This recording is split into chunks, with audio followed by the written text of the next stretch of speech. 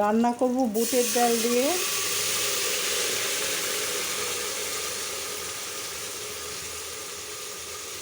বুটের ডাল দিয়ে এই হাঁসের ডিম রান্না করব আর আপনাদের সাথে আমি গল্প করব। একে একে সব মশলা দিতেছি। জানেন, এক বান্দা খুব সমস্যাগ্রস্ত ছিল।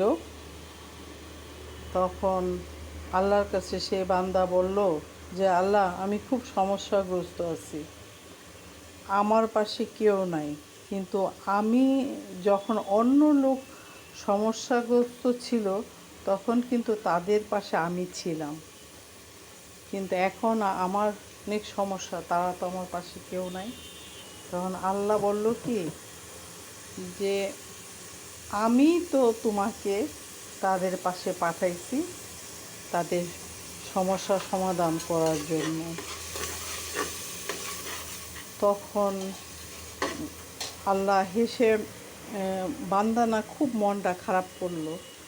খারাপ করে আল্লাহকে আবার প্রশ্ন করলো, আল্লাহ, তুমি যখন ওই বান্দাদের পাশে আমাকে পাঠাইছিলা সমস্যার সমাধান করতে, তা এখন আমার পাশে তারা কেন নাই? তখন আল্লাহ বলল, হেসে আবার উত্তর দিল, আমি তো তোমাকে পাঠাইছিলাম ওদের পাশে থাকার জন্য,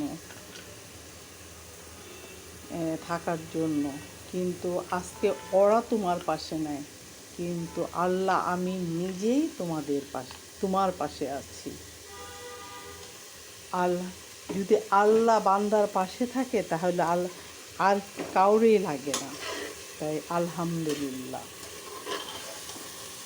আমার ডালটা কষানো হইতেছে, মাঝে মাঝে আবার গল্পও করি, কথাও বলি, আবার রান্নাও করি। ডালটা কষানো হলে পানি দেব। ডালটা কষানো হয়ে গেছে, পানি দিয়ে দিলাম। এখন প্রেশার কুকারে ছিটি দেব, কারণ বুটের ডাল তো এটা ভালো করে সিদ্ধ হবে না, এমনি সাধারণভাবে।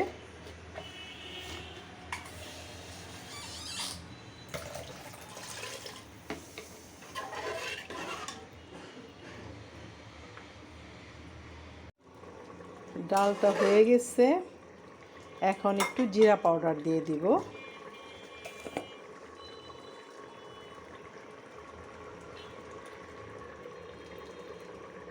জিরা পাউডার দিলে ভালো লাগে খাইতে। এটা হলো হাঁসের ডিম দিয়ে রান্না করলাম এই বুটের ডাল। তার সাথে সাথে আপনাদের সাথে অনেক গল্প করলাম।